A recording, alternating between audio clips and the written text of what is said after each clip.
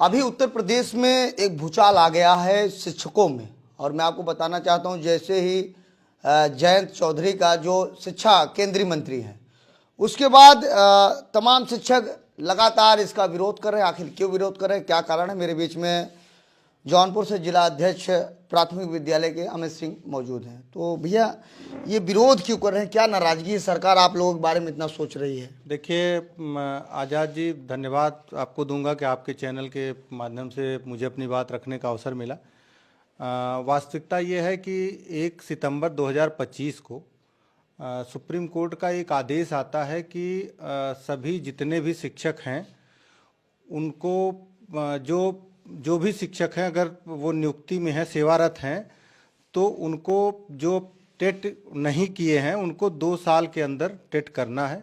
और जिनकी सेवा 5 साल बची हुई है उनको उन्होंने छूट प्रदान किया कि आप टेट नहीं करना है, लेकिन आपको हम जो है प्रमोशन के लिए टेट आपको भी देना पड़ेगा।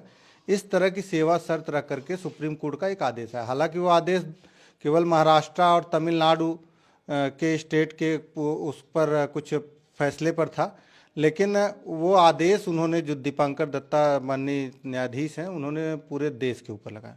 तो ये बहुत ही दुर्भाग्यपूर्ण रहा कि कहीं पदोन्नति का मुद्दा हो रहा है, कहीं अल्पसंख्यक में टेट का मुद्दा हो रहा है, और आप पूरे भारत में एक साथ आता है कि सबको टेट देना है। तो ये बहुत अप्रासंगिक है और अप्राकृतिक न्याय था। तो जिसके विरोध में हम लोगों ने समय समय पर धरना प्रदर्शन और दिल्ली तक हम लोगों ने प्रदर्शन किया। और उसके बाद जब ये लगा कि हम लोगों को किस तरह से मिलना चाहिए, जैसे हम लोग माननीय केंद्रीय शिक्षा मंत्री धर्मेंद्र प्रधान जी से मिले, और तो हम लोगों को ये लगा कि अब हम लोगों को न्यायालय की शरण में जानी चाहिए और वहीं से हमको रेमेडी मिलेगा इस मुद्दे पर। तो हम लोग उसी की अपनी प्रॉपर तैयारी में लगे हुए थे। और आपको बताना चाहता हूं कि हमारे जौनपुर के सदस्य, हमारे जितने भी टीम के, संगठन के और जो भी लोग थे, सब लोग मिल करके हम लोगों ने एक लीगल टीम बनाया। और लीगल टीम इसलिए बनाया कि हम इसकी न्यायिक लड़ाई, विधिक लड़ाई हम न्यायालय में कैसे करें, उसकी जानकारी इकट्ठा करके हम लोगों ने अभिषेक मनु सिंघवी जैसे देश के सबसे बड़े काउंसलर को हम लोगों ने अपने मुकदमे के लिए हायर किया। और रिव्यू पिटीशन उत्तर प्रदेश समेत 10-11 राज्य लगभग रिव्यू किया है इस फैसले के खिलाफ। और पूरे भारत से लगभग 38 रिव्यू पिटीशन पड़ा है। उसमें मेरे नाम से, अमित कुमार सिंह एंड अदर से, हमारे जौनपुर अन्य शिक्षक साथियों की तरफ से एक रिव्यू किया गया। तो हम लोग उसकी लड़ाई लड़ ही रहे थे, लेकिन सारी चीज़ें सही चल रही हैं, अभी भी हम कह रहे हैं सही चल रही हैं। लेकिन कल एकाएक परसों जयंत चौधरी जी का बयान केंद्रीय शिक्षा राज्य मंत्री जी का आता है कि मतलब टेट अनिवार्यता के संबंध में माननीय सांसद लालजी वर्मा जी के द्वारा प्रश्न पूछा गया था। हालांकि जो प्रश्न पूछे गए थे, जवाब उनका उस प्रश्न पर न होकर के गोलमोल सा जवाब दिया गया। और उससे हमारे शिक्षक जो है पूरे देश के, चूंकि ये मामला उत्तर प्रदेश का नहीं है, ये मामला पूरे देश का है, लगभग लाखों लाख, हम तो कहेंगे 20, 25, 30 लाख, अभी संख्या उसकी काउंट नहीं हुई है, लेकिन लाखों लाख, हमें अप्रॉक्सीमेट 25 लाख भी मान लें तो उतने शिक्षक, सेवारत शिक्षक जो सरकारी नौकरी कर रहे हैं, इतने शिक्षक इस मुद्दे से प्रभावित हैं। और उसकी लीगल व्यवस्था में हम लोग लगे। लेकिन सरकार जयंत चौधरी के द्वारा जो जवाब दिया गया वो ठीक है, उन्होंने दिया अपनी समझ से, उन्होंने सुप्रीम कोर्ट के 1 सितंबर के निर्णय को दिया था और उसी के आधार पर उन्होंने सुनाया। हालांकि हमारे शिक्षक बहुत पैनिक है। मैं उनको बताना चाहता हूं कि अगर आप उनके पूरे जयंत चौधरी जी के अगर बयान को भी, अगर आप जो उनका जवाब है उसको भी अगर आप देखेंगे, तो मैं उसमें अपने शिक्षक साथियों को बताना चाहता हूं कि उसमें बहुत पैनिक होने वाली स्थिति नहीं है, क्योंकि उसमें एक आध पॉइंट में लास्ट वाला, चूंकि कंक्लूजन जो इसका निकला है उसको मैं पढ़ के बताता हूं कि इसमें है कि माननीय सर्वोच्च न्यायालय ने निर्देश दिया है कि आरटीई अधिनियम के तहत संवैधानिक ढांचे के अनुसरण में शिक्षक के तौर पर नियुक्ति पाने की इच्छुक सभी लोगों के लिए, मतलब जिनको नियुक्ति नहीं लेनी है उनके लिए है, तत्साथ ही पदोन्नति के माध्यम से नियुक्ति की इच्छा रखने वाले सेवारत शिक्षक, मतलब जो सेवारत शिक्षक पदोन्नति के माध्यम से नियुक्ति, मतलब प्रमोशन लेना चाह रहे हैं, उनके लिए योग्यता अनिवार्य है। मतलब वहां भी टीटी और ये सब शब्द नहीं कहा गया है, योग्यता अनिवार्य है। तो ये तो अंतिम लाइन जो उनका कंक्लूजन है वो कहीं से भी हमारे, ऐसा नहीं कि हमारे खिलाफ है, लेकिन हमारे शिक्षक साथी ऊपर जो सुप्रीम कोर्ट का निर्णय का जो हवाला दिया गया है उससे पैनिक हुए हैं। तो मैं अपने सभी शिक्षक साथियों से अपील करता हूं कि वो किसी तरह के पैनिकनेस न हो। ये जो आदेश दिया है, जो इन्होंने एक अपना जवाब दिया है केंद्रीय शिक्षा राज्य मंत्री ने, ये एक जवाब मात्र है। और आपको बताना चाहता हूं कि जब तक सर्वोच्च न्यायालय से रिव्यू की सुनवाई हो करके इस पर कोई फैसला नहीं आएगा, तब जब भी ये प्रश्न पूछा जाएगा सदन में या कहीं, या किसी से भी जनसूचना भी मांगी जाएगी, तो जवाब इसी के इर्द गिर्द आएगा। लेकिन कोई गोलमोल जवाब है, कोई सटीक नहीं है कि 2 साल के अंदर करना है या बाहर कर दिया जाएगा, ऐसा कुछ नहीं है। इसीलिए शिक्षक कतई पैनिक न हो। हम लोगों ने इसके लिए अपनी एक रणनीति बना ली है। हम लोग इसके पहले प्रमोद तिवारी जी जो उपनेता हैं कांग्रेस के हैं, हम लोग उनसे कहे कि प्रश्नकाल में आप इस मुद्दे को उठाइए, तो उनका साफ तौर पर कहना था कि अभी भी प्रश्नकाल पर मुद्दा उठाया जाएगा तो जवाब माननीय सर्वोच्च न्यायालय का जो आदेश 1 सितंबर 2025 का है उसी के इर्द गिर्द आने वाला है। इसलिए उसके आप कतई प्रयास में न रहें, क्योंकि आप सर्वोच्च न्यायालय में, सरकार भी, उत्तर प्रदेश सरकार सबसे पहले रिव्यू में गई थी। केंद्र सरकार के प्रतिनिधित्व कर रहे धर्मेंद्र प्रधान जी से हमारे संरक्षक माननीय देवेंद्र प्रताप सिंह जी जो एमएलसी हैं, वो खुद इस मुद्दे को लेकर के देवेंद्र प्रधान जी से हमारे संगठन के साथ उनकी मुलाकात हुई थी।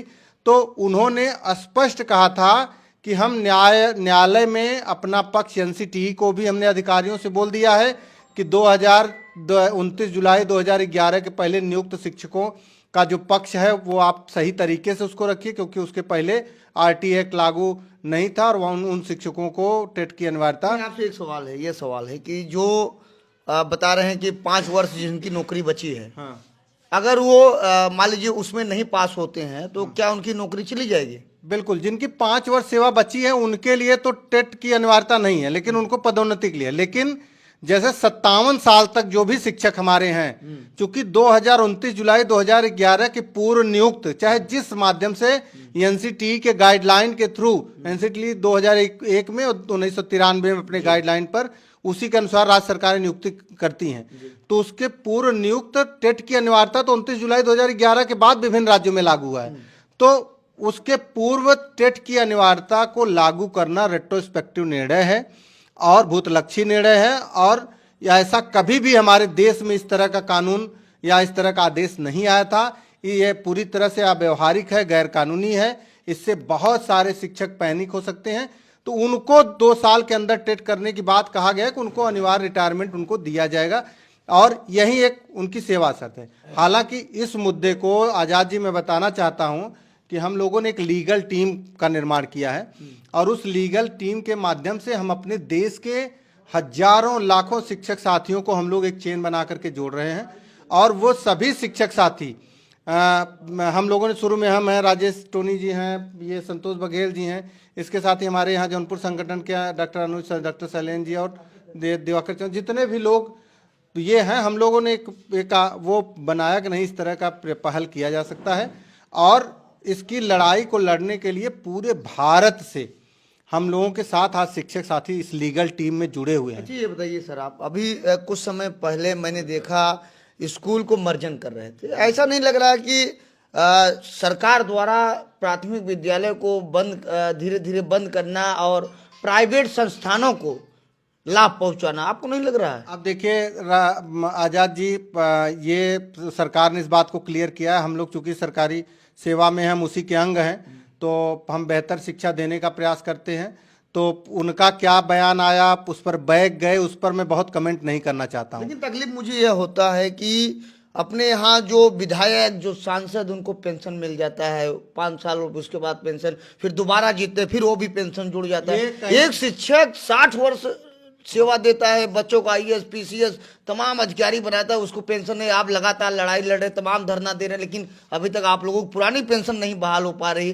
कहीं न कहीं ऐसा लग रहा है कि एक अलग मंशा है सरकार की। बिल्कुल, ये आज़ाद जी, मैं ये स्वीकार करूंगा कि अगर सरकार चाहती, जैसे उत्तर प्रदेश सरकार तुरंत रिव्यू में चली गई, धर्मेंद्र प्रधान जी या माननीय प्रधानमंत्री जी, माननीय गृह मंत्री जी अगर ये चाहते तो एक लाइन उनको सामने आकर के जवाब देना था कि आरटी एक्ट 29 जुलाई 2011 को लागू हुई थी, उसके पहले के जितने शिक्षक हैं उनको टेट वगैरह नहीं करना है, उनकी अनिवार्यता नहीं है। और कहीं ना कहीं उनको लगता है कि इस मुद्दे को अगर हम वो करेंगे तो लोग नौकरी के लिए अब हम लोग लड़ रहे हैं जी, अब हमको पेंशन और वो चीज़ें कहाँ याद रहेंगी। जी। तो निश्चित रूप से उसका भी एक आपका मैं मान सकता हूँ ये पक्ष हो सकता है, लेकिन शिक्षक हमेशा राष्ट्र निर्माण में अपनी एक अहम भूमिका निभाता है। और हम लोगों के जो बेसिक शिक्षा के शिक्षक हैं, हम लोग गांव गिराव से दूर दराज से जहां जिनके पास कोई संसाधन नहीं होता है ऐसे बच्चों को पढ़ाना, आप खुद क्षेत्र में आप देखते रहते हैं, ऐसे क्षेत्र में ये भी एक विद्यालय भी एक उदाहरण है। तो हम लोग ऐसे बच्चों को शिक्षा देते हैं जिनसे हमारा राष्ट्र का निर्माण होता है, वो अच्छा व्यक्ति बनता है, आईएएस पीसीएस डॉक्टर इंजीनियर और नेता भी बनता है। तो हम लोग उसमें जुड़े हुए हैं। अगर कहीं से भी हमारे अहित के बारे में अगर सरकार, कोई भी सरकार, राज्य सरकार, केंद्र सरकार अगर सोच रही होगी तो खुलकर विरोध। तो शिक्षक मतलब अपने पर चाणक्य ने क्या किया था, अपने खाली बुद्धि विवेक के आधार पर सत्ता पलट उसने कर दिया था। तो हम लोग शिक्षक हैं, हम लोग चाणक्य के वंशज हैं, जितने भी शिक्षक हैं, तो हम उसी नीति पर अपना काम करेंगे।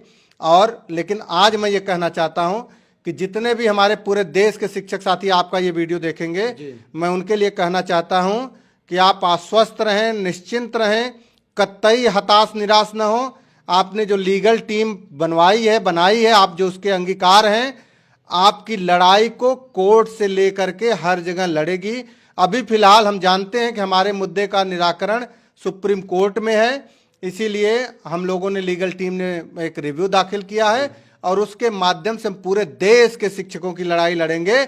और पूरी आपको मैं 100% आश्वस्त करता हूं, जितने भी लोग सुन रहे हैं सबको मैं आश्वस्त करता हूं कि ये लड़ाई हम लोग रिव्यू में ही जीत जाएंगे, हमको आगे कोई जरूरत नहीं पड़ेगी। और मेरे जितने शिक्षक साथी हैं उनसे अपील है कि आप कतई पैनिक ना हो, परेशान ना हो।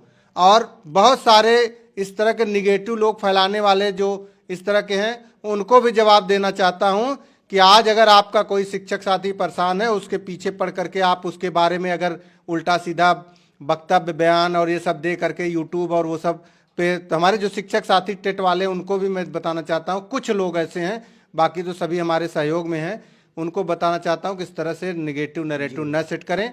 शिक्षक समाज एक है और शिक्षक जब एक है, शिक्षक समाज को दिशा प्रदान करता है, गरीब बच्चों को पढ़ाता है, तो निश्चित रूप से उसको कोई हरा नहीं सकता। और हम लोग ईश्वर के भी बहुत करीब होते हैं, उनमें भी पूरी आस्था विश्वास है कि हम लोगों के मेहनत, हम लोगों के समर्पण और हम लोगों की कर्तव्य निष्ठा की वजह से हमको इस मुद्दे पर विजय अवश्य मिलेगी। जी, समय दिलेंगे, शुक्रिया आपका, धन्यवाद। तो मेरे बीच में यह जिला अध्यक्ष प्राथमिक विद्यालय के संघ के अमित सिंह थे। और कभी कभी मुझे भी तकलीफ होता है जब मैं क्षेत्रों में चलता हूँ, और क्योंकि अगर माता पिता के बाद अगर किसी का दूसरा रूप होता है तो शिक्षक का होता है, गुरु का होता है, क्योंकि वो सारी बातों को बताते हैं, पढ़ाते हैं, समझाते हैं। तो उसी शिक्षक द्वारा कोई बच्चा अधिकारी बन जाता है, कोई शिक्षक बनता है, कोई तमाम विभागों में जाता है।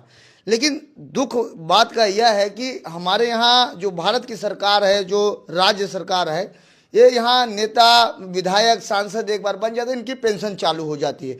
लेकिन ये बेचारे 60 वर्षों तक सेवा देते रहते हैं, उन्हीं में से कितने बच्चे अधिकारी बनते हैं, नेता बनते हैं। लेकिन सरकार की मंशा क्या है कि उनका पेंशन पुरानी नहीं बहाल कर रही है। फिलहाल खुला तौर से, साफ तौर से इनका, अमित सिंह का कहना है कि अगर सरकार नहीं मानेगी तो शिक्षक खुलकर रोड पर उतरेंगे, खुलकर इस टेट का विरोध करेंगे। बहुत बहुत धन्यवाद।